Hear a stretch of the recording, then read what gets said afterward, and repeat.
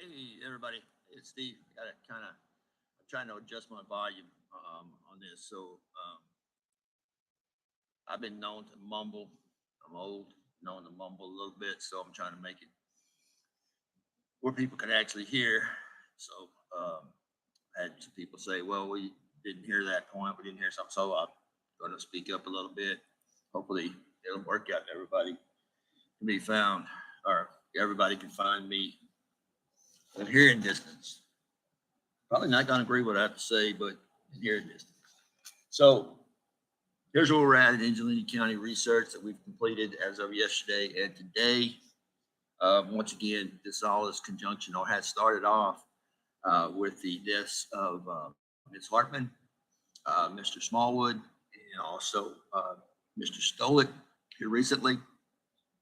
Details have been flowing in forward or from details have been flowing in from contacts from people who were either there or heard from people that were there.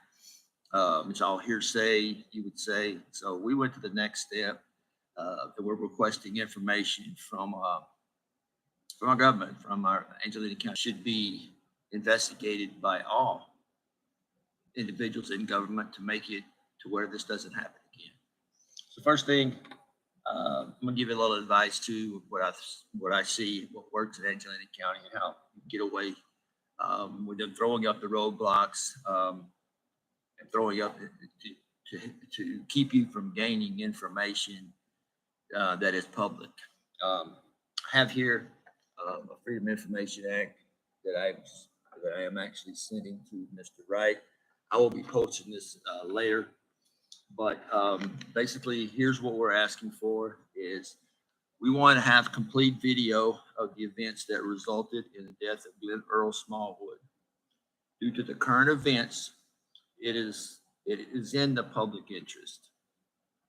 All investigation provided to the courts on this matter and our information provided to the courts on the events presented by Sheriff Selman in 3 cases, Ms. Hartman, Mr. Smallwood, and Mr. Stoll. Finally, a report issued by Tom Selman to the courts, either written or verbally, and minutes of these meetings with the court of Tom Selman. Any changes and last but not least, but any changes considered to the SOP requested by the court to address current jail deaths and or written compliance procedures issued by the court to the county jail. So basically what this information we're seeking in this is the information that when was the court notified? What report did Sheriff Selman prepare for the county commissioners to have them aware, and any changes to SOP that were initiated. And also we want the video. Now, we have had in the past individuals who have denied access to this video. Mr. Sheriff Selman and Kerry Kirby denied this based on an opinion by the Attorney General when they were presented all the facts. It was a one-sided argument presented by Kerry Kirby to the Attorney General, and it took in no way the actual events that happened that night. So in other words, the Attorney General did not see the urgency. Just as our Attorney General of Texas did not see the urgency of us releasing the video of Uvalde. Just like the Attorney General, the complete video. We had to go to the federal court to get that video. Thank you to the people of Uvalde for actually initiating that, providing us a path to where we can avoid corruption in our counties and or by our law enforcement officers, to include Texas Rangers and the DPS. We have gained from that knowledge and other videos released by cooperating counties. We have noticed a huge coordinated effort between the Texas Rangers, the DPS, local government, local law officials to basically allow them to conduct their own investigation. In other words, DPS and Texas Rangers are assigned these investigations. However, the fact is they just go through the motions and they leave the investigation up to the entity. In this case, it would be Angelina County Jail, which has been done multiple times over and over again. We know this is a fact because the fact is that we have a DPS trooper / Texas Ranger who has initiated many investigations in Angelina County where his investigations were questioned, his investigations were reviewed, his investigations were determined that he no longer could actually conduct investigations in Angelina County, and or he was reprimanded. However, he is still utilizing his ability to do investigations in Angelina County. Now, with this Freedom of Information request, I am mailing it. And the reason why I'm mailing this is because the fact is that they have a website portal that's created by the county. This website portal does not give you length enough to actually explain all the necessary areas you need to cover to ensure proper preparation of your Freedom of Information request. Main reason is that you have to identify, and this is the verbiage per blanket. In case anybody has been having this problem before with Angelina County, here is some of the verbiage you need to use when you're putting your Freedom of Information request that will take away all of their reasons why not to issue this information. Okay, so here we go. I am an individual seeking information for personal use and not for commercial purposes. Optional fee waiver request. I kindly request a waiver of all fees associated with this request. Disclosure of this requested information is to me and is in the public interest because it is likely to contribute significantly to public understanding of public understanding of operations or activities of the government. It is not primarily in my commercial interest. So we've actually stated on here that we're asking for the waiver of fees because this documentation is of public interest, public knowledge. It's in public interest, and it allows us to look inside our government authorities to see what steps and what procedures that they're actually using. And you also were confirmed, and you would also want to put this: I understand that if there are copying fees, you will need to inform me of the costs prior to making these copies. According to this statute, the request should be acted upon as soon as possible, but in no later than the third business day following receipt of this letter. If access to records I requested will take longer, please contact me so we can work out a reasonable date. If you choose to deny this request, please respond in writing and state statutory exception authorizing the withholding of all part of the requested public record. Additionally, please provide the name and title or position of the person who actually issued the denial. Now, what will happen is that they will take this and they will to avoid any legal ramifications or any questions from the public. They will take this. They will take your Freedom of Information request and they'll shoot it up to the Attorney General. They will actually they will provide a cover letter quoting laws, statutes, and things of this nature, how they believe that it pertains to the case and not releasing this information. The Attorney General issues an opinion based on a letter that was provided by the county, and you as the requester have no legal way of placing your points and the reason why or any cases for the Attorney General to consider. So in other words, they utilize the Attorney General's office to buy time because it takes the Attorney General's office to actually 45 days to render an opinion. in the process, they're believing that the individual who's requesting this information will give up, that they will not pursue it, and that they will not follow through. And then they will take the opinion of the Attorney General, and they will not issue who denied the information. The Attorney General's opinion is of his opinion. However, there are other entities that affect the case and also affect the cases that are quoted by the county attorney. But the Attorney General doesn't have to act upon those per se, because they're not being completed or is not prepared for them in simple capacity to act between cases and make a judgment. That's not his job. His job is to post that based on those legal arguments that the county attorney, then yes, it's vital what they need to disclose, what they don't need to disclose, the whole 9 yards or whatever, based on statutes that were produced by the county attorney. You see what I'm getting at here? So this is where they evolve. This is where they evolve the OIG, the Office of Inspector General, because the fact is that we will open up a case with the Office of Internal OIG, and once they actually get the case, they will follow up on it. However, the fact is they have the same information that's provided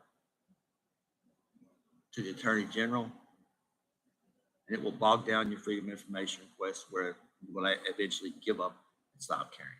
We don't. We follow these cases all the way through.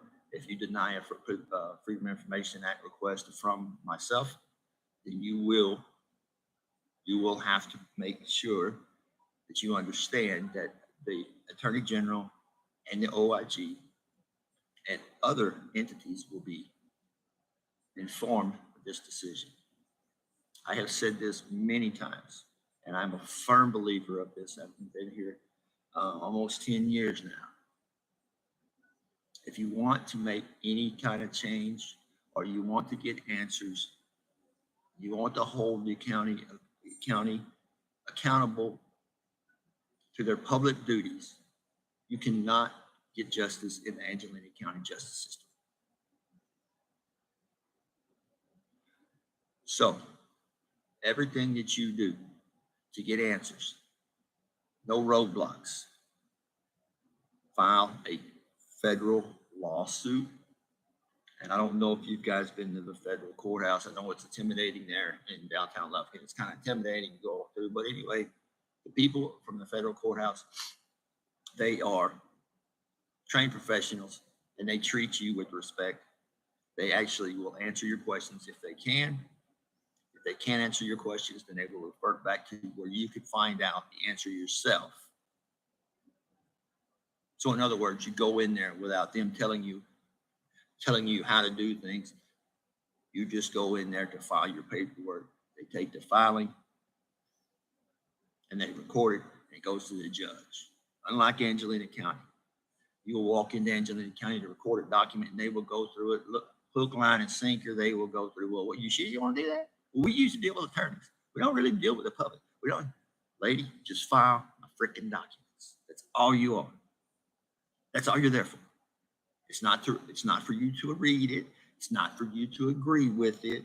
It's not for you to make an argument right there. And then this argument will take place in the proper place, which is in the court, not on the county, not the county recorder's office. In other words, you don't have to prove anything to them. It's your conversation is up to the judge. All you're doing is meeting your filing requirements. The judge will nitpick to that. He'll say what you need. He'll say whether it's denied or approved, whatever. But if you take the advice of these individuals and you add to or omit something out of your document that you actually originally wanted to be filed, how do we know that they're not just setting your paperwork up not to be filed, not to be approved or denied? A person who works in Angelina County's office, Angelina County's recorder's office, whenever you If you do not know how to file a document properly, and you have to call your supervisor over, you have to ask questions of the supervisors, how you do your job, what your job specifications are, and you have the supervisor come in and give her 2 cents, what you should and shouldn't do. And we need to have a relook at our county recorder's office, because that is not your job. It's not to discourage individuals from filing or recording documents. It shouldn't be that difficult just to go file documents, but then you got to go through a gamut of people who wants to get up all in your business that is between you and the judge and the attorneys involved. You don't have to justify your paperwork to the county recorder's office or the employees thereof. I know in the county they believe, well, I got a county job. I pull your weight around. I'm do this, whatever. No, you're a county employee. Yes, great. You get good pay. You get benefits. You get all those things or whatever. But you do not get to act outside of your actual position. Make decisions that you're not awarded to make. That's my rant on that. Whatever. Okay, so now in the last few minutes, I'm going to go through this. We have also another issue that's been brought forward, is because the fact is that back in 2022, we've had a non-compliant issue to where medications wasn't properly being handed out to detainees. They were not being distributed per the directions issued by the physician. And the disturbing fact is what we found out is that Angelina County Jail has no way of properly disposing medications. Here's why that's important. Because the fact is, let's say, for example, you go and you're detained in the jail. At that point in time, if you're taking medication, then they order the medication to be delivered to the county jail. They are responsible for that medication at that point in time. As soon as they order it, they're responsible for that medication. Now, let's say, for example, your physician gives you a 30-day supply of your medication, which is normally what prescriptions fall out to be. What happens whenever you make bail in 2 weeks? What happens to that medication? We believe this medication is put aside, it is labeled, and it is used for either reproduction, or for inmates to have access to, and actually contribute to the contraband that we find inside of our county jails today. We know of one instance where an individual was caught bringing in tobacco products, and this individual was fired from the sheriff's department. But what about the other contraband? What do they do with the medications that they actually take in, and are they properly disposed of? I think that's a good question that we need to ask. Now, a video has been determined to show all the evidence and not just take the word of individuals, but actually have to back it up with substance. To deny a video from the public of a death of an individual in jail or in custody is wrong. Qualified immunity does not qualify. Qualified immunity does not qualify to individuals who purposely or have broken the law in doing their job. Not just federal law, but also state law. Our common tendency is to believe all our law enforcement officers, and I would like to say that I could. I know the ones that I can trust. I know the ones I can't. I know the ones who are shady. I know because I had to find out. But any officer who utilizes their position to ruin a young man's life or ruin a life or create difficulty in this individual getting proper hearing and a proper trial, that's a civil issue. That civil issue needs to go to the federal court. We have in our investigation received information from the county jail, what they wanted to release, information that they don't believe they can come back and bite them in the ass. However, the fact is based on the current information that we currently have right now, we have pieces of the puzzle.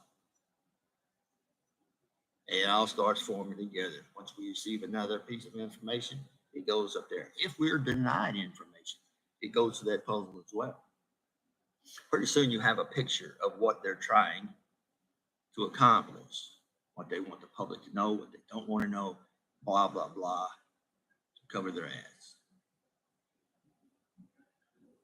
We as Angelina County citizens have been hit with a tax bill or our tax increase of having to pay back for an extension of a jail.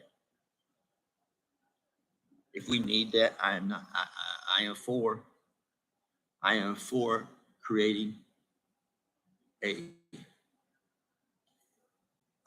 jail to where inmates can go and wait their time to go to court, be safe, have their medications delivered to them, have a better environment so for them to actually stay as long as it takes them to go to trial. Just because they've been accused of a crime does not mean that we treat them as they're guilty. Their time in Angelina County Jail is they haven't been proven guilty of anything. They should be going by the rules and regulations set forward by the jail and the Texas Constitution. But your freedoms have been basically taken away on what you can and what you can't do, and this is what we have. I'm not opposed to expansion of the jail, but I have one question. How can we expand the jail and we can't properly take care of the individuals that are currently in our jail system right now? How can we even foresee into the future until we fix what's going on now? We've had 2 deaths within a year. They say that expansion would have prevented that. No, it wouldn't have. Expansion would have prevented the individuals who were tasked to look after these individuals to take longer to look at these individuals or check on these individuals in a 10 or 15-minute time frame if you're in restraints. If you are in solitary confinement, there are rules and regulations where you have to be checked on periodically. And an expansion of the jail would just increase, and we would have to hire a number of individuals to actually cover the extra 250 beds that we're putting in. And we don't currently have the personnel to even look after what we have right now. Where are these individuals coming from to be employed there? What is their background? Who are we putting in charge of these detainees? I believe that question needs to start answering. When people start dying within 3 people have died, 2 people within the last year. I think it's about time we start getting some answers before we sign off on an extension of the jail. We have approved the plans. The bid came in at $13 million. However, the fact is we're taking out a $60 million loan. But the other case scenario is the fact is that how could we approve an expansion when these issues have not been addressed? How can the taxpayers actually say, you know what, we're going to go ahead and get this jail extension, even though these issues of people dying in jail have not been addressed? I am going to further still request freedom of information request. I will further still modify these requests until public information, as we all pay for, we actually support in our taxes, is actually produced to the people who actually pay these taxes. We deserve to know what our government's doing. It's called transparency. And this is what we're going for. So, like I said, there's going to be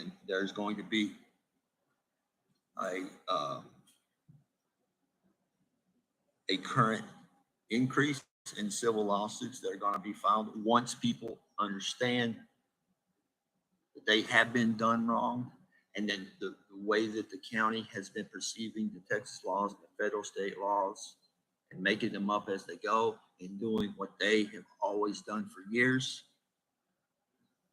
Once people start understanding that, there are going to be more lawsuits. And these lawsuits will all be directed to the federal court, because we cannot get justice in Angelina County. The good old boy network can only be defeated by the federal government having eyes on institutions that are paid for by the public. This is the vital piece of our government that we should be entitled to, that we should be willingly given information to, that is public information and deemed public information. So in closing, these lawsuits that are actually coming on, and I'll say last thing before I close, last things, the civil lawsuits that have been filed against the county have been depicted as frivolous, unwarranted, called every name in the book to discourage individuals from filing these lawsuits. However, the fact is that the people who are calling these frivolous lawsuits, they don't get to make that decision. You're doing too much. The judge who reads the case, they make the decision whether they make the case whether it's frivolous or not. You don't get to make that call. Stay in your lane. If you're receiving a lot of civil lawsuits by the citizens, that directly links back to the fact that you're not being transparent with these citizens, and they're looking for answers, especially what involves mistreatment of anybody in our jail, exposed to cruel and unusual punishment, their rights not being recognized inside of our jail system, and our rights not being identified by our county government. These people have rights. So let's exercise them. Frivolous lawsuits were determined by a judge, not you. Thank you guys so much for listening. That's my video for today. I'm still continuing to work here, putting out freedom of information requests. Like I said, I suggest you do it in writing. If you have the means, I would actually do it certified mail to your recipient. And the clock starts ticking as soon as you receive confirmation that they have received it. That's when the 14 days starts kicking off. After 14 days, if you have not received a response, then you can do exactly what they did to Judge Limberly. They're in violation of the Freedom of Information Act, which Judge Limberly, I think he received 30 days in jail and a fine. These individuals will be subject to the same laws and standards that they apply to other individuals. So thank you guys for your time. I appreciate it. Godspeed. Always keep your powder dry. I'm out.